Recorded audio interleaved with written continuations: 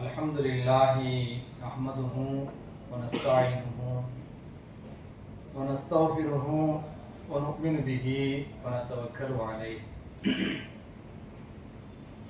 व नऊज़ु बिल्लाहि मिन शुरूरि अंफुसिना व मिन सय्यिआति अअमालिना मन यहदिहिल्लाहु फला मुदिल्ल लहु व मन युद्लिल्हु फला हादिय लहु अशहदु अन ला इलाहा इल्लल्लाह वहदहु ला शरीका लहु व अशहदु अन्न मुहम्मदन अब्दुहु व रसूलुहु सल्लल्लाहु अलैहि वसल्लम अम्मा बाद फ़क़द क़ाल अल्लाहु तआला फ़ी कलामिहिल क़दीम वल फ़ुरक़ानिल मजीद अऊज़ु बिल्लाहि मिनश शैतानिर रजीम बिस्मिल्लाहिर रहमानिर रहीम वतज़व्वदू फ़इन्न खैरज़ ज़ादित तक़वा सदक़ल्लाहुल अलीयुल अज़ीम वसदक़ रसूलुहुन नबीयुल करीम वनहनु अला ज़ालिका मिनश शाहिदीन वशाकिरीन वल्हम्दुलिल्लाहि रब्बिल आलमीन. மரியாதைக்குரிய இஸ்லாமிய பெரியவர்களே, கண்ணியத்திற்குரிய எல்லாம் அல்ல அல்லாஹு ஜல்ல ஷானஹு வ தஆலாவின் நல்லடியார்களே, அன்பிற்கினிய தாய்மார்களே, சகோதரிகளே, பாசத்திற்குரிய மாணவ கண்மணிகளே, ஒரு புனிதமான மாதத்தை, ஹஜ்ஜுடைய மாதத்தை எதிர்பார்த்தவர்களாக நாம் அமர்ந்திருக்கிறோம். ஹஜ்ஜு ஏன், எதற்கு, எப்படி என்ற ஒரு கோணத்தினுள்ளே சில செய்திகளை உங்களோடு நான் பரிமாறிக்கொள்ள ஆசைப்படுகின்றேன். இந்த தலைப்பை ஒரு 7 தலைப்பாக நாம் குறித்துக் கொள்ள கடமைப்பட்டிருக்கிறோம். ஹஜ்ஜி என்றால் என்ன என்பது முதல் பிரிவு. ஹஜ்ஜினுடைய முக்கியத்துவம் இரண்டாவது பிரிவு. இந்த ஹஜ்ஜின் மூலமாக நமக்கு ஏற்படக்கூடிய பயன்பாடுகள், அதை பற்றி நாம் தெரிந்து கொள்ள கடமைப்பட்டிருக்கிறோம். நான்காவதாக ஒரு மூமினுக்கு ஹஜ்ஜு வழங்கக்கூடிய பயிற்சிகள் என்ன, அதை நாம் தெரிந்து கொள்ள கடமைப்பட்டிருக்கிறோம். ஐந்தாவதாக ஹஜ்ஜினுடைய மக்சத், அதாவது அதனுடைய நோக்கம் என்ன, அதையும் நாம் தெரிந்து கொள்ள கடமைப்பட்டிருக்கிறோம். ஆறாவதாக அந்த ஹஜ்ஜிலே செய்யக்கூடிய பிரதானமான அமல் எது, அதையும் நாம் தெரிந்து கொள்ள கடமைப்பட்டிருக்கிறோம். அடுத்து இறுதியாக இந்த ஹஜ்ஜுக்கு பின்னால் ஏற்பட வேண்டிய மாற்றம் சம்பந்தமான சில செய்திகளை நாம் எண்ணி பார்க்க இருக்கின்றோம். ஆரம்பமாக ஹஜ்ஜி என்றால் என்ன, அதாவது ஹஜ்ஜி என்ற அந்த வார்த்தைக்கு என்ன பொருள் என்கிற ஒரு செய்தியை நாம் எண்ணி பார்க்க கடமைப்பட்டிருக்கிறோம். எடுத்த உடனே என்ன ஹஸரத் கேள்வி கேட்கிறீங்களான்னு யாரும் நினைக்க வேண்டாம். ஹஜ்ஜி என்றால் என்ன அர்த்தம், யாராவது தெரிந்தால் புரிந்து கொள்ளும்.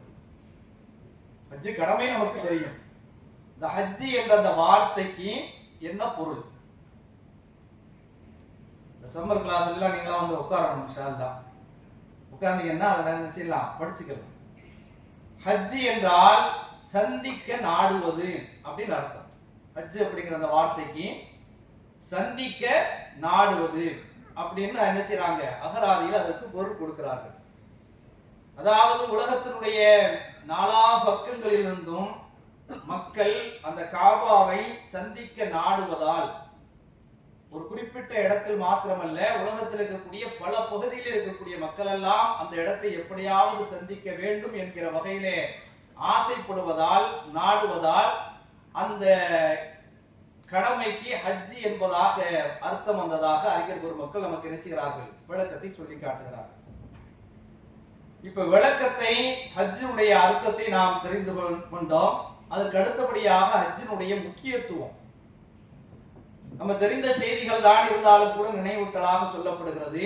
ஹஜ்ஜினுடைய முக்கியத்துவத்தை பற்றி நபிகள் நாயகம் ஸல்லல்லாஹு அலைஹி வஸல்லம் குறிப்பிடுகிற பொழுது மிக அழகான முறையிலே நமக்கு சொன்னார்கள். மன் அராதல் ஹஜ்ஜ ஃபல்யதஅஜ்ஜல். இந்த உலகத்துல யாராவது ஒரு மனிதர் ஹஜ் செய்ய வேண்டும் என்று ஆசைப்பட்டு விட்டார் என்று சொன்னால் அதை தாமதப்படுத்த வேண்டாம். எந்த அளவுக்கு விரைவாக அதை செய்ய முடியுமோ அந்த அளவுக்கு அதை விரைவாக செய்து முடித்து விடுங்கள். அதுல சுணக்கம் காட்ட வேண்டாம், காலதாமதம் செய்ய வேண்டாம். அதற்கு காரணத்தை நபிகள் நாயகம் ஸல்லல்லாஹு அலைஹி வஸல்லம் சொல்கிறார்கள், ஃபஇன்னஹு யம்ரதுல் மரீத், ஏதாவது ஒரு நோய் வந்து விடலாம். நாம யோசிக்காத நோய் வந்து விட்டது என்று சொன்னால் அந்த ஹஜ்ஜினுடைய பயணம் தடைபட்டு விடும். இது முதல் காரணம். இரண்டாவதாக வததில்லுர் ராஹிலா, வாகனம் காணாம போயிடும். ரசூலுல்லாஹ்வுடைய காலகட்டத்தில் ஒட்டகத்துல குதிரையில போனாங்களா இல்லையா, அந்த வகையில அந்த வாகனம் என்ன செய்யும், திடீரென்று காணாமல் போய் விடலாம். அதன் மூலமாக ஹஜ் தடைபட்டு விடலாம். அடுத்தவங்க சொல்றாங்க வதாரிலுல் ஹாஜா, இது அல்லாம ஏதாவது ஒரு தேவைகள் ஹாஜத்து இடையில குறுக்கிட்டு அந்த பயணம் செய்ய விடாமல் உங்களை தடுத்து விடலாம். எனவே எந்த அளவுக்கு அந்த ஹஜ்ஜை செய்ய வேண்டும் என்ற வகையிலே நீங்கள் முடிவு செய்து விட்டீர்கள் சொன்னால் விரைவாக அந்த ஹஜ் கடமையை நீங்க செஞ்சிருங்க அப்படின்னு நபிகள் நாயகம் ஸல்லல்லாஹு அலைஹி வஸல்லம் அவர்கள் இந்த ஹஜ்ஜினுடைய முக்கியத்துவத்தை என்ன செய்றாங்க, நமக்கு சொல்லி காட்டியிருக்கிறார். தமிழ்ல ஒரு அழகான ஒரு பழமொழி சொல்லுவாங்க, பருவத்தை பயிர் செய். ஒரு குறிப்பிட்ட காலகட்டத்தினுட எந்த நேரத்துல நீங்க ஹஜ் செய்யணும் அப்படிங்கிற வகையில முடிவெடுத்து விட்டீர்களோ அதை காலதாமதம் செய்ய வேண்டாம், சீக்கிரமாக செஞ்சிருங்க அப்படிங்கிற வகையில் அதனுடைய முக்கியத்துவத்தை ரசூல் ஸல்லல்லாஹு அலைஹி வஸல்லம் நிஜராங்க நமக்கு சொல்லி காட்டியிருக்கிறார். இப்ப அந்த ஹஜ்ஜுடைய வசதி அந்த ஹஜ்ஜை புறக்கணித்தால் ஏற்படக்கூடிய அந்த விபரீதத்தையும் நாம் இந்த இடத்துல நாம் எண்ணி பார்க்க கடமைப்பட்டிருக்கிறோம். ரசூல் ஸல்லல்லாஹு அலைஹி வஸல்லம் சொல்றாங்க, இது திருமதியில பதிவு செய்யப்பட்ட ஒரு ஹதீஸாக இருக்கிறது, மம்மலக ஜாதம் வராஹிலா, ஹஜ் செய்வதற்கான அந்த வாகனத்தை இதே போல உணவு இதெல்லாம் ஒரு மனிதர் பெற்றுக்கொண்டார். பெற்றுக்கொண்டு துபல்லிஹு இலா பைத்துல்லா, அந்த அல்லாஹ்வுடைய ஹஜ் பைத்துல்லா இருக்குதா இல்லையா, அதை அடையக்கூடிய அளவுக்குண்டான வாகன வசதி மற்றும் உணவு வசதி எல்லாவற்றையும் பெற்று வலம் யஹஜ், அவர் ஹஜ் செய்யாமல் இந்த உலகத்தில் இருந்தார் என்று சொன்னால் ஃபலா அலைஹி அன் யமூத யஹூதியன் அவ் நஸ்ரானியா, நவுது பில்லாஹ், அல்லாஹ் காப்பாற்ற வேண்டும், அவர் யஹூதியாகவோ அல்லது நஸ்ரானியாகவோ மரணமாகிக் கொள்ளட்டும், அதை பற்றி எனக்கு கவலை இல்லை, அக்கறை இல்லை என்கிற வகையிலே நபிகள் நாயகம் ஸல்லல்லாஹு அலைஹி வஸல்லம் அவர்கள் இந்த ஹஜ் கடமையானதற்கு பின்னாடி அதற்கான வசதிகள் எல்லாம் பெற்றதற்கு பின்னாடி அதை நாம் புறக்கணித்தோம் என்று சொன்னால் ஏற்படக்கூடிய ஒரு விபரீதத்தை நபிகள் நாயகம் ஸல்லல்லாஹு அலைஹி வஸல்லம் அவர்கள் சொல்லி காட்டுகிறார். ஆக அந்த அடிப்படையில இந்த ஹஜ் கடமையை நாம் என்ன செய்ய வேண்டும், ரொம்ப ஒரு முக்கியமான ஒரு கடமையாக கருதி அதை விரைவாக நாம் நிறைவேற்ற வேண்டும். இன்றைய காலகட்டத்தில் நம்ம பார்க்கிறோங்க, இந்த சுற்றுலா அப்படிங்கிற பெயர்ல நாம் ஒவ்வொரு வருஷமும் கோடை காலத்தினால பல்வேறு இடங்களுக்கு, தமிழ்நாட்டில் இருக்கக்கூடிய இடங்களுக்கு, வட மாநிலங்களில் இருக்கக்கூடிய இடங்களுக்கு, இன்னும் சொல்ல போனால் பல்வேறு நாடுகளிலே தேசங்களிலே இருக்கக்கூடிய அந்த இடங்களுக்கெல்லாம் சுற்றி பார்க்கக்கூடிய ஒரு பழக்கத்தை நாம் வச்சிருக்கிறோம். அதனால என்ன கிடைக்கும், நம்ம போக வேண்டியதுதான். அல்லாஹ் குர்ஆன்ல சொல்லி காட்டுகிறான், சீரு ஃபில் அர்தி, பூமியை நீங்க சுற்றி பாருங்க. இந்த சுற்றுலாங்கிறது குர்ஆன் சொல்லி காட்டக்கூடிய ஒரு அற்புதமான ஒரு விஷயம். ஆனா என்ன நோக்கம் இருக்கணும், கைஃபகான ஆகிபத்துல் முகல்லிபீன், இறைவனை இந்த இஸ்லாமிய மார்க்கத்தை பொய்ப்பித்தார்களா இல்லையா, அவருடைய கடைசி முடிவு எப்படி இருந்தது அப்படிங்கறத பார்க்கிறதுக்காக வேண்டி, படிப்படை பெறுவதற்காக வேண்டி, பாடம் பெறுவதற்காக நீங்க என்ன செய்யுங்க, இந்த உலகத்தை சுற்றி பாருங்க. அந்த வகையில இந்த உலகத்தை நாம சுற்றி பார்த்து கொண்டிருக்கிறோம். சுற்றுலாங்கிற பெயர்ல நிறைய காசுகளை பணங்களை நாம் செலவு செய்து கொண்டிருக்கிறோம். இது அல்லாம நடைமுறையில நம்முடைய வீடுகள் நடக்கக்கூடிய சில விஷயங்களுக்காக வேண்டி, அனாச்சாரமான மூடப்பழக்கமான விஷயங்களுக்காக வேண்டி பல்வேறு விதமான லட்சக்கணக்கான கோடிக்கணக்கான ரூபாய்களை நாம் செலவழித்துக் கொண்டிருக்கிறோம். ஆனா ஹஜ்ஜுக்கு அப்படிங்கிற வகையில வருகிற சமயத்தினால ஹஜ்ஜுக்கு அவ்வளவு பெரிய அளவுக்கு நாம செலவழிக்கிறதா அப்படிங்கிற வகையில சிலர் என்ன செய்வார்கள், யோசிப்பார்கள். அப்படி யோசிக்கக்கூடிய நபர்களுக்கு ரசூல் ஸல்லல்லாஹு அலைஹி வஸல்லம் சொல்றாங்க, வாகன வசதியை பெற்றதற்கு பின்னாடியும் கூட ஒரு மனிதன் அந்த ஹஜ்ஜை நிறைவேற்றாவிட்டால் அவன் யஹூதியாக மாறட்டும் அல்லது நஸ்ரானியனாக என்ன செய்யணும், மரணமாகிக் கொள்ளட்டும் என்கிற வகையிலே நபிகள் நாயகம் ஸல்லல்லாஹு அலைஹி வஸல்லம் சொல்லி காட்டியிருக்கிறார். ஆக இந்த ஹஜ்ஜினுடைய முக்கியத்துவத்தை நாம் என்ன செய்ய வேண்டும், விளங்கிக் கொள்ள கடமைப்பட்டிருக்கிறோம். அதுக்கு அடுத்தபடியாக நாம பார்க்கக்கூடிய ஒரு விஷயம் என்னன்னு சொன்னா ஹஜ்ஜினுடைய பயன்பாடு. ஹஜ்ஜினால் நமக்கு ஏற்படக்கூடிய பயன் என்ன, ஃபாயிதா என்ன என்று நாம் யோசித்து பார்த்தோம் என்று சொன்னால் இதுல 4 வகையான பயன்பாடுகள் இருக்கு. ஹஜ் செய்தான் என்று சொன்னால் ஒரு மனிதன் மூமின் செய்கிற நேரத்திலே எத்தனை பயன்பாடுகள் இருக்கிறது? 4 வகையான பயன்பாடுகள். முதலாவது பயன்பாடு ஆன்மீக பயன், ஆன்மீக ரீதியான உள்ள ஒரு பயன். ஒரு மூமினுக்கு இந்த உலகத்துல எதுங்க இலக்கு, எது லட்சியம்? இந்த உலகத்துல நம்ம வாழ்கிறோம், இபாதத்து பண்ணுகிறோம், சதக்காக்கள் பண்ணுகிறோம், மற்ற வழிபாடுகள் எல்லாம் பண்ணுகிறோம் என்று சொன்னால் இதற்கு அடிப்படையான நம்முடைய லட்சியம் என்னவென்று சொன்னால் மறுமையில நாம வெற்றி பெற வேண்டும், அந்த மறுமையில சொர்க்கத்தை அடைய வேண்டும். இதுதான் நம்முடைய இலக்கு. நபிகள் நாயகம் ஸல்லல்லாஹு அலைஹி வஸல்லம் சொல்கிறார்கள், வல் ஹஜ்ஜுல் மப்ரூரு லைஸ லஹு ஜஸாஉன் இல்லல் ஜன்னah. அதாவது ஒரு ஒப்புக்கொள்ளப்பட்ட ஒரு உளப்பூர்வமான ஹஜ்ஜுக்குரிய கூலி சொர்க்கத்தை தவிர வேறு கிடையாது. நீங்க சரியான முறையிலே உளப்பூர்வமான முறையிலே நாம ஹஜ் செய்தோம் என்று சொன்னால் அதற்கான பிரதிபலன் நமக்கு சொர்க்கம். ஆக இந்த சொர்க்கம் என்று சொல்லப்படக்கூடிய ஒரு ஆன்மீகமான பயன்பாடு இந்த ஹஜ்ஜின் மூலமாக நமக்கு என்ன செய்கிறது, கிடைக்கிறது என்கிற விஷயத்தை நாம் எண்ணி பார்க்க கடமைப்பட்டிருக்கிறோம். இது ஆன்மீக பயன். அடுத்ததாக தனி மனித பயன். இந்த ஹஜ்ஜின் மூலமாக ஏற்படக்கூடிய தனி மனித பயன்பாடு என்ன என்று நாம் யோசித்து பார்த்தோம் என்று சொன்னால், அதாவது ஒரு நீண்ட நேரம், கிட்டத்தட்ட ஒரு 3 மணி நேரம் உள்ள ஒரு விளக்கம் உள்ள ஒரு பயான், அதை சுருக்கமாக நாம் என்ன செய்கிறோம், சொல்லிக் கொண்டு வருகிற ஒரு குறிப்பிட்ட நேரத்தில் முடிக்க வேண்டும் என்பதற்காக. தனி மனித பயன் என்னவென்று சொன்னால், ஒரு மனிதன் ஹஜ் செய்கிற சமயத்தினால பாவத்தில் இருந்து அவன் விலகி விடுகிறான். ஒரு மோசமான ஒரு தீமையிலிருந்து என்ன செய்கிறான், ஹஜ் செய்யக்கூடிய ஆள் என்ன செய்கிறான், விலகி விடுகிறான். குறைந்தபட்சம் பகிரங்கமாக பாவம் செய்வதிலிருந்து அவன் விலகி விடுகிறான். அவன் ஹாஜியா இருக்கிறேன், நான் தப்பு செஞ்சா மற்ற மக்கள் எல்லாம் பார்ப்பாங்க அப்படிங்கிற வகையில பகிரங்கமாக ஒரு ஹாஜி தவறு செய்வதற்கு அச்சப்படுவான், கூச்சப்படுவான், வெட்கப்படுவான். ஆக இந்த ஹஜ்ஜினுடைய பயன்பாட்டில் தனி மனித பயன்பாடு என்னவென்று சொன்னால் அவன் பாவத்திலிருந்து விலகி விடுகிறான். நம்ம நடைமுறையை நாம் பார்த்திருக்கிறோம், நீங்களும் பார்த்திருக்கலாம். ஹஜ் செய்வதற்கு முன்னாடி ஒரு மாதிரியாக இருந்திருப்பார்கள் சில நபர்கள். ஹஜ் செய்வதற்கு முன்னாடி சில நபர்கள் ஒரு மாதிரியாக இருந்திருப்பார்கள். ஆனா ஹஜ்ஜுக்கு போயிட்டு வந்ததுக்கு பின்னாடி மூமின்களுக்கு முன்மாதிரியாக இருக்கக்கூடிய ஆட்களை நிறைய நபர்களை நான் பார்த்தேன். சமீபத்தில் கூட அவர் ஹஜ் கூட செய்யவில்லை, உம்ரா தான் போயிட்டு வந்தார். என்னுடைய சொந்த ஊர்ல இருக்கக்கூடிய ஒரு மனிதர். ஆரம்ப கட்டத்தில் அவருடைய அந்த அம்சங்கள் எல்லாம் வேறு மாதிரியாக இருந்தது. இன்றைக்கு ஒரு மிகப்பெரிய ஒரு மாற்றத்தை அவருடைய அந்த வாழ்க்கையை நம்ம பார்க்கிறோம். அப்ப ஹஜ்ஜுக்கு முன்னாடி ஒரு மாதிரியாக இருந்தவர்கள் ஹஜ்ஜுக்கு முன்னாடி இன்னைக்கு என்ன சொல்றாங்கன்னா, அங்க இருக்கக்கூடிய அந்த இபாதத்து பல்வேறு நாட்டில் இருக்கக்கூடிய அந்த ஆட்கள் ஒரு காலகட்டத்தில் தொழுகையே தெரியாது. ரமலான் மாதத்துல மட்டும் நோன்பு நோற்பார். ஆனால் இன்றைக்கு நான் என் மூலமாக ஒரு 10 நபரை, ஒரு 30 நபரை, ஒரு 40 நபரை நான் ஒரு தொழுகையாளியாக ஆக்கிக்கிறனோ அப்படிங்கிற ஒரு எண்ணப்பாடு அங்க போயிட்டு வந்ததுக்கு பின்னாடி உருவாயிருக்கு. பார்க்கிற நபரிடத்துல சொல்கிறார், நண்பரிடத்துல சொல்கிறார், உறவிடத்துல நினைச்சுகிறார், தாவா செய்யக்கூடிய ஒரு தன்மை அவரிடத்துல வந்திருக்கக்கூடிய ஒரு காட்சியை நம்ம பார்க்கிறோம். ஆக இந்த பாவத்திலிருந்து விலகக்கூடிய ஒரு தன்மை இந்த ஹஜ்ஜினுடைய தனி மனித பயன்பாடாக இருக்கிறது. மூன்றாவது ஒரு சமூக பயன்பாடு.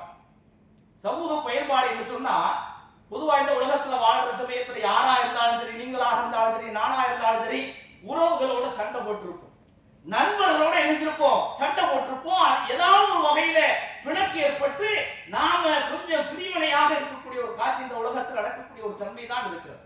ஆனா இந்த ஹஜ்ஜுக்குன்னு சொல்லி ஒரு ஆள் முடிவு செய்து விட்டார் என்று சொன்னால், யாரோடெல்லாம் நாம சண்டை போட்டோமோ, பகைமை பாராட்டினோமோ, விரோதம் காட்டினோமோ அவரிடத்துல போய் முசாபாஹா செய்து மாஃப் கேட்டு அதுக்கு பின்னாடி நாம ஹஜ் செய்யக்கூடிய ஒரு தன்மை இந்த உலகத்தில் நம்ம பார்க்கிறோமா இல்லையா? ஆக இந்த உறவுகளை பகைமையாக இருந்த அந்த உறவுகளை நாம மீண்டும் என்ன செய்கிறோம், புதுப்பித்துக் கொள்ளக்கூடிய ஒரு தன்மை. ஒரு ஆளுக்கு ஒரு ஆள் மானக்கா செய்து கொள்கிறோம், முசாபாஹா செய்து கொள்கிறோம், கட்டி அணைத்துக் கொள்ளக்கூடிய ஒரு சூழலாம் அந்த சமூகத்தினுடைய ஒரு பயன்பாடு ஏற்படக்கூடிய ஒரு தன்மையை என்ன செய்கிறோம் நம்ம பார்க்கிறோம். முதல்ல பார்த்தது ஆன்மீக பயன், அடுத்து தனி மனித பயன், அடுத்து சமூக பயன்பாடு. இது அல்லாம மிக முக்கியமான ஒரு பயன்பாடு, உலகளாவிய ஒரு பயன்பாடு இருக்கு. இந்த ஹஜ்ஜின் மூலமாக இருக்கக்கூடிய ஏதோ ஒரு 5 லட்சம் 6 லட்சம் செலவழிச்சுட்டு போறாங்க, இதனால என்ன ஏற்பட்டு விடுகிறது என்கிற வகையில நிறைய பேர்கள் யோசித்துக் கொண்டிருக்கிறார்கள், கேள்வி கேட்டுக் கொண்டிருக்கிறார்கள். அதையெல்லாம் நம்ம செய்யணுமா அப்படிங்கிற வகையில யோசித்துக் கொண்டிருக்கிறார்கள். ஆனா இன்னைக்கு உலகத்துல இந்த மனிதர்களுக்கு மத்தியில ஒரு சமாதானம் ஏற்படணும், சமத்துவம் ஏற்படணும், சகோதரத்துவம் ஏற்படுவதற்காக வேண்டி நிறைய அறிஞர்கள் எல்லாம் ஒன்று கொடுக்கிறார்கள். அதற்கென்று ஐநா சபை என்கிற வகையில இருக்கு செயல்பட்டு கொண்டிருக்கக்கூடிய ஒரு காட்சியெல்லாம் பார்க்கும். இதனுடைய நோக்கம் என்னன்னு சொன்னா உலகத்துல சமாதானம் ஏற்படணும், சமத்துவம் ஏற்படணும், ஒரு சகோதரத்துவம் ஏற்படணும், சண்டை சச்சரவு ஏற்படக்கூடாது அப்படிங்கிற வகையில இன்னைக்கு முயற்சி நடந்து கொண்டிருக்கிறது. மாநாடு நடத்தி கொண்டிருக்கிறாங்க, கருத்தரங்கள் நடத்தி கொண்டிருக்கிறார்கள். ஆனால் இந்த முயற்சிக்கான ஒரு முட்டுக்கட்டையாக இருக்கக்கூடிய ஒரு விஷயம் என்னன்னு சொன்னா இன வேறுபாடு, நிற வேறுபாடு, மொழி வேறுபாடு. இதுதான் ஒரு அந்த அந்த விஷயத்துக்கான ஒரு முட்டுக்கட்டையாக இருக்கிறது. ஆனா இது அத்தனையும் போக்கி உலகத்துல மனித குல ஒற்றுமைங்க, ஒரு குறிப்பிட்ட மஹல்லா ஒற்றுமை கிடையாது. உலகத்தில் வாழக்கூடிய அத்தனை மனிதர்களுடைய அந்த மனிதகுல ஒற்றுமை ஏற்பட்டு சமத்துவம் சகோதரத்துவம் ஏற்படக்கூடிய ஒரு தன்மை இந்த ஹஜ்ஜின் மூலமாக ஏற்படுகிறது என்கிற விஷயத்தை நாம் எண்ணி பார்க்க கடமைப்பட்டிருக்கோம். சாதாரணமாக அந்த ஹஜ்ஜில் செல்லக்கூடிய ஆட்கள் பார்த்திருப்பாங்க, எல்லா நாட்டிலிருந்து வர்றாங்க, எல்லா மொழி பேசக்கூடியவர்களும் வருகிறார்கள், எல்லா இனவாதிகளும் வருகிறார்கள், எல்லா நிறத்தவர்களும் வருகிறார்கள். யாரும் யாரையும் வேற்றுமை பாராட்டாமல் ஒரே இடத்தில ஒரே உரையில அவர்கள் வழிபாடு செய்யக்கூடிய ஒரு காட்சி இந்த உலகத்துல மக்காவில் இருக்கக்கூடிய இந்த பைத்துல்லாவை தவிர எங்கும் நாம் பார்க்க முடியும். அப்ப அந்த அளவுல இந்த ஹஜ்ஜின் மூலமாக ஏற்படக்கூடிய ஒரு உலகளாவிய ஒரு பயன்பாட்டை நாம் இணைஞ்சிட்டோம், நம்ம பார்த்துட்டோம். அதுக்கு அடுத்தபடியாக நம்ம பார்க்கக்கூடிய ஒரு விஷயம் என்னன்னு சொன்னா இந்த ஹஜ் நமக்கு தரக்கூடிய பயிற்சிகள் என்ன, இந்த ஹஜ் நமக்கு தரக்கூடிய பயிற்சிகள் என்ன. இதுலயும் பல்வேறு விதமான பயிற்சிகள் இருக்கிறது. முதலாவது பயிற்சி என்னன்னு சொன்னா ஒரு மனிதன் ஹஜ் செஞ்சான்னா அவனுடைய வாழ்க்கையில தியாக சிந்தனை, அர்ப்பணிக்கக்கூடிய உணர்வு வந்தது. தியாக சிந்தனை, அர்ப்பணிக்கக்கூடிய உணர்வு. அந்த இப்ராஹிம் அலைஹிஸ்ஸலாமுடைய இந்த வாழ்க்கை வரலாறு முழுசா படிச்சுட்டு அந்த இடத்தினுடைய சூழலாம் தெரிந்து கொண்டுதான் நம்ம போகிறோம். அப்படி போகிற சமயத்துல இப்ப நல்ல வசதி வாய்ப்போடு அங்க எல்லாம் அமைக்கப்பட்டிருக்கிறது. ஆனா ஒரு காலகட்டத்துல அந்த இப்ராஹிம் அலைஹிஸ்ஸலாம் எவ்வளவு இந்த அளவுக்கு அந்த பாலைவனத்துல சிரமப்பட்டிருப்பாங்க, கஷ்டப்பட்டிருப்பாங்க. இதையெல்லாம் மனசுல கொண்டு அந்த தியாக சிந்தனையும் அர்ப்பணிப்பு உணர்வு என்று சொல்லப்படக்கூடிய ஒரு பயிற்சி என்ன செய்கிறது அந்த இடத்துல நமக்கு கிடைக்கிறது. இரண்டாவது ஒரு விஷயம் என்னன்னு சொன்னா பொதுவா எந்த ஒரு விஷயத்தையும் ஏன் எதற்கு எப்படி அப்படிங்கிற வகையில கேள்வி நிட்டத்தை நம்ம செயல்பாட்டை அமைச்சுக்கிறோம். ஆனா இந்த ஹஜ்ஜுடைய விஷயத்தை நீங்க யோசிச்சு பாத்தீங்கன்னா ஏன் எதற்கு எப்படி அப்படி என்று கேள்வி கேட்காமல் அல்லாஹ்வுக்கு அடிபணிக்கக்கூடிய ஒரு பயிற்சி அந்த ஹஜ்ஜில் நமக்கு கிடைக்கிறது. நம்ம அங்க செய்யக்கூடிய அத்தனை அந்த அம்சங்களும் கிரியைகளும் எப்படி எந்த அமைப்பில் அமைக்கப்பட்டிருக்கிறது சொன்னால் இப்ராஹிம் அலைஹிஸ்ஸலாம் அவர்களுடைய குடும்பத்தாரும் செய்த சில நடைமுறை அம்சங்கள். அவங்க தொங்கோட்ட ஓடுனாங்க, அவங்க இணைஞ்சாங்க, கல்லெறிஞ்சாங்க, இப்படிங்கிற அமைப்பில் இருக்கக்கூடிய அந்த அம்சங்களை தான் அல்லாஹ் சுப்ஹானஹு வ தஆலா இதுல ஒரு வழிபாடாக ஆக்கி வைத்திருக்கிறார். அவங்க செஞ்சதை ஏன் நம்ம செய்யணும் அப்படிங்கிறவரை நம்ம அல்லாஹ் தெரிஞ்சுக்கிறது இல்லை, கேள்வி எனக்கு கேட்கறது இல்லை. ஏன் எதற்கு அப்படிங்கிற வகையில கேள்வி கேட்காமல் அல்லாஹ் சொல்லிட்டான், ரசூல் ஸல்லல்லாஹு அலைஹி வஸல்லம் சொல்லிட்டாங்க, அந்த அடிப்படையில் இதை நான் செய்கிறேன் என்கிற வகையில அந்த அடிபணியக்கூடிய ஒரு பயிற்சி என்ன செய்கிறது இந்த ஹஜ்ஜின் மூலமாக நமக்கு கிடைக்கிறது.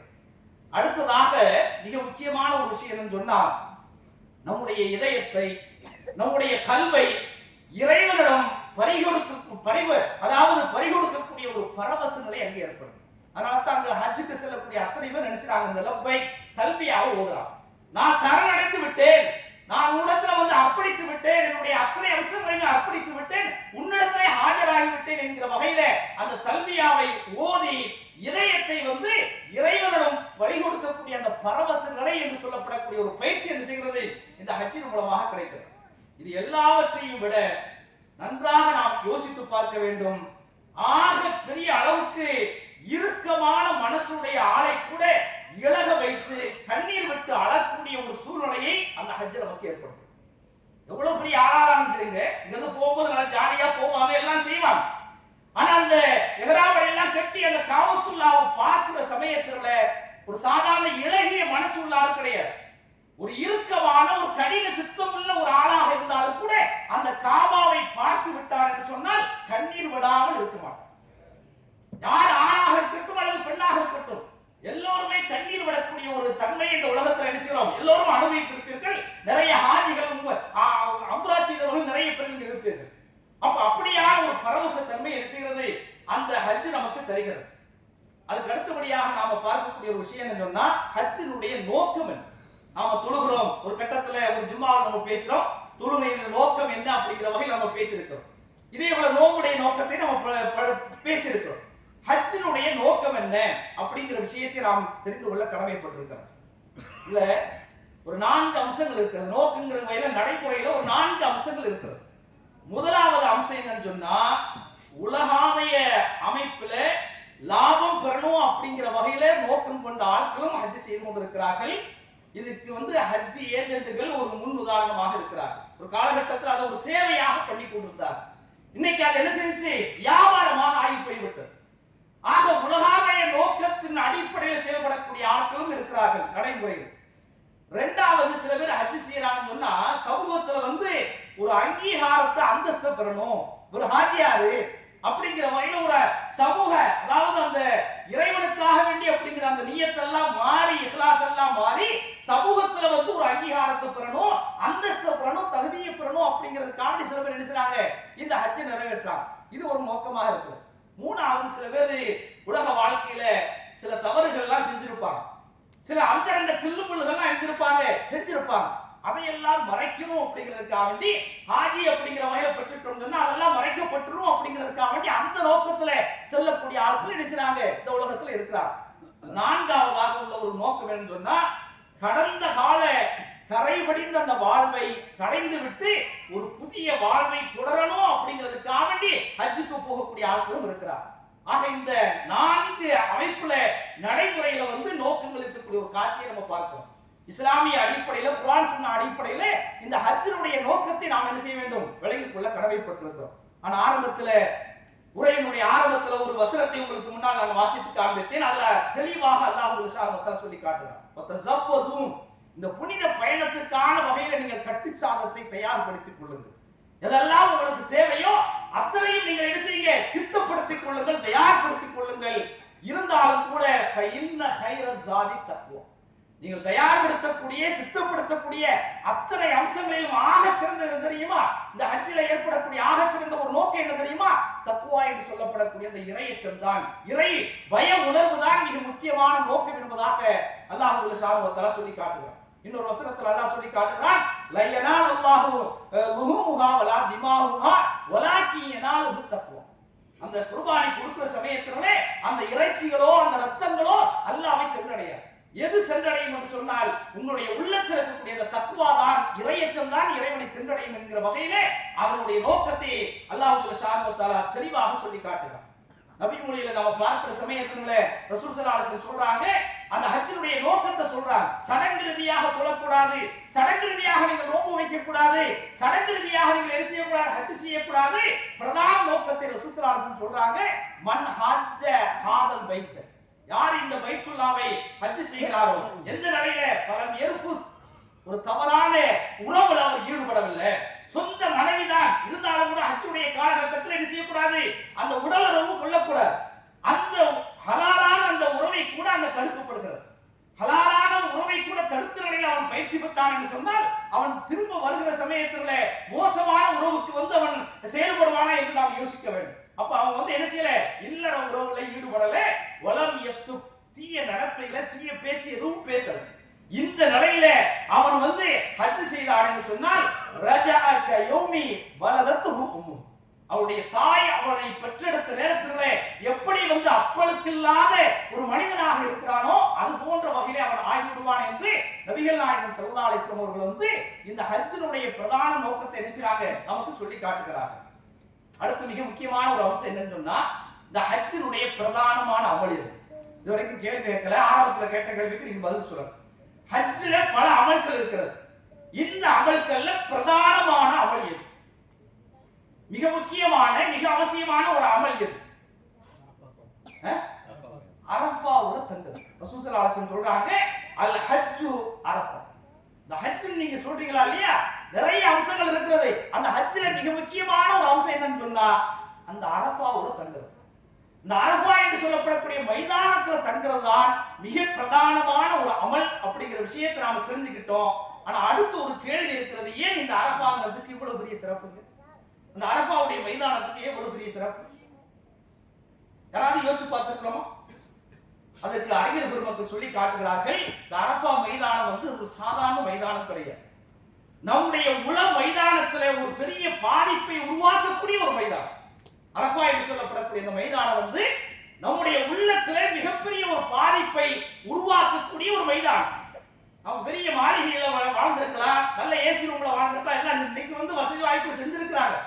இருந்தாலும் கூட அங்க வந்து அந்த கூடாரத்துல தங்குற சமயத்தினால சாதாரணமாக அங்க போகாம நாம இருக்கிற சமயத்துல ஒரு பரபரப்பான ஒரு சூழ்நிலை இருக்கும். காலையில இருந்து சாயந்தரம் இருக்கிற வரைக்கும் ஒரு பரபரப்பான ஒரு சூழல். நம்மளை பத்தி சிந்திக்க முடியாது, முகாசமா பண்ண முடியாது, சுய பரிசோதனை பண்ண முடியாது. ஆனா அந்த இடத்துல சுய பரிசோதனை செய்யணும். அரஃபாவுல அந்த கூடாரத்துல நாம தங்கி கொண்டிருக்கக்கூடிய நேரத்துல நம்மை நாமே நம்முடைய நிலைமை இதுதான் அப்படிங்கிற வகையில நாம அப்படி எல்லாம் நினைச்சுட்டு இருந்தோம், இப்படி எல்லாம் நினைச்சுட்டு இருந்தோம், இதுதான் உலக வாழ்க்கை அப்படிங்கிற வகையில சுய பரிசோதனை செய்யக்கூடிய ஒரு மைதானம் தான் இந்த அரஃபாவுடைய மைதானம். இரண்டாவது ஒரு விஷயம் என்னன்னு சொன்னா, அந்த அரஃபா மைதானத்துக்கு இன்னொரு பெரிய சிறப்பு என்னன்னு சொன்னா, அந்த இடத்துல நபி ஸல்லல்லாஹு அலைஹி வஸல்லம் அவர்களை இதே போல நபித்தருடைய அந்த தியாகத்தை எல்லாம் நினைவு கூறக்கூடிய ஒரு தன்மை நமக்கு ஏற்படும். அந்த இடத்துல தான் சஹாபாக்களுடைய வேர்வையும் உதிரமும் ரத்தமும் சிந்தப்பட்ட ஒரு இடம். அம்மா இங்க நம்முடைய கண் முன்னால் வருவார். பிலால் ரலியல்லாஹு தஆலா அவர்களுடைய கண் முன்னால் வருவார்கள். முஸாப் பின் உமைர் அவர்களுடைய கண்ணுக்கு முன்னாடி வருவார்கள். அன்னை சுமையா ரலியல்லாஹு தஆலா அவர்கள் கண்ணுக்கு முன்னால் வருவார்கள். ஆக அந்த சஹாபாக்களுடைய அந்த ரத்தமும் அந்த வியர்வையும் சிந்தப்பட்ட ஒரு இடம் அப்படிங்கிறவங்க ஒவ்வொரு சஹாபாக்களும் உங்களுக்கு நினைவுக்கு வரக்கூடிய ஒரு மைதானமாக அந்த அரஃபாவுடைய மைதானம் இருக்கின்ற காரணத்தினால் தான் பிரதான அமல் அந்த அரஃபாவுல தங்குவது என்று நபிகள் நாயகம் ஸல்லல்லாஹு அலைஹி வஸல்லம் சொல்லி காட்டியிருக்கிறார். இது அல்லாம மிக முக்கியமான ஒரு விஷயம் என்று நான் ஆரம்பத்துல சொல்லி காட்டியது போல ஒரு முஸ்லிமுடைய லட்சிய வாழ்வு இருக்குதா இல்லையா, மறுமை, அந்த மறுமையில் இருக்கக்கூடிய சுவனம், இது சம்பந்தமாக நினைவு கூறக்கூடிய ஒரு அம்சம் அந்த இடத்துல இருக்கிறது, அந்த அரஃபாவுடைய இடத்துல இருக்கிறது. கொஞ்சம் நாம லேசாக எளிமையாக சொல்வது என்று சொன்னால், ஹஜ் அப்படிங்கிறது மறுமை பயணத்திற்கான ஒரு ஒத்திகை. ஹஜ் பயணம் இருக்குதா இல்லையா, மறுமை பயணத்திற்கான மன்னரை பயணத்திற்கான ஒரு ஒத்திகை அப்படிங்கிற விஷயத்தை நாம் எண்ணி பார்க்க வேண்டும். அது எப்படிங்கிற விஷயத்தை அடுத்த அவரோட நம்ம என்ன செய்வோம், நம்ம பார்ப்போம்.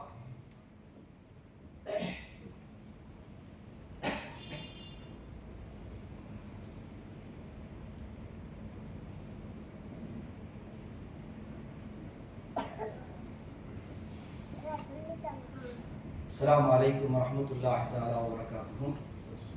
மரியாதைக்குரிய இஸ்லாமிய பிரியர்களே, கண்ணியத்திற்குரிய எல்லாம் அல்ல அல்லாஹ் ஜல்ல ஷானஹு தஆலாவின் நல்லடியார்களே, பாசத்திற்குரிய தாய்மார்களே, சகோதரிகளே, மாணவ கண்மணிகளே, முந்தைய அமர்விலே ஹஜ் பயணம் வந்து ஒரு மறுமை பயணத்திற்கான ஒரு ஒத்திகை என்பதாக உங்களுக்கு முன்னால் சொல்லப்பட்டது. அது எப்படிங்கிறத கொஞ்சம் நாம விரிவுபடுத்தி பார்க்க ஆசைப்படுகிறோம். சாதாரணமாக இந்த உலகத்தை விட்டு ஒரு மனசு பிரிகிற சமயத்தினால எல்லாரையும் விட்டு நம்ம என்ன செய்வோம், பிரியும். இதே மாதிரி அந்த ஹஜ்ஜுடைய பயணம் மேற்கொள்கிற சமயத்தில் நம்முடைய குடும்பத்திலே அவற்றெல்லாம் என்ன செய்வோம், நம்ம பிரியக்கூடிய ஒரு சூழல் வரும். இரண்டாவதாக ஒரு குறிப்பிட்ட அந்த எல்லை வந்த உடனே நம்ம என்ன செய்வோம், எஹ்ராம் என்று சொல்லப்படக்கூடிய உடையை நாம என்ன செய்வோம், அணிவோம். அந்த எஹ்ராம் உடைய எதை ஞாபகப்படுத்துங்க, நமக்கு எதை ஞாபகப்படுத்துது, கபர்ல வந்து எந்த விதமான தையல் இல்லாத வகையில் இருக்கக்கூடிய அந்த கஃபன் ஆடையை நமக்கு என்ன செய்கிறது, நினைவுபடுத்துகிறது. அடுத்து இந்த விமானம் இருக்குதா இல்லையா, அது சொகுசாக இருக்கலாம். உண்மையிலே யதார்த்தத்தினால அந்த விமானம் வந்து நமக்கு எதை ஞாபகப்படுத்த வேண்டும், நம்மளை தூக்கி கொண்டு செல்லக்கூடிய அந்த சந்தூக்கை ஞாபகப்படுத்த வேண்டும். அது விமானம் கிடையாது. நம்மளை தூக்கி கொண்டு செல்லக்கூடிய கடைசி நேரத்தில் மூத்தானதுக்கு பின்னாடி நம்மளை தூக்கி போவாங்களா இல்லையா, அந்த சந்தூக்கு நமக்கு என்ன செய்யணும், நினைவுக்கு வர வேண்டும். அதே போல அந்த பயணம் புறப்புற சமயத்தில் எல்லாரும் மரணமான சமயத்தில் எல்லாரும் என்ன செய்வாங்க, வீட்டுல மனைவி மக்கள் எல்லாரும் வழி அனுப்புவாங்க. அது மாதிரி என்ன செய்வாங்க, இந்த ஹஜ்ஜுக்கு போற சமயத்தில் எல்லாரும் என்ன செய்வாங்க, நம்மளை வந்து வழி அனுப்புவாங்க.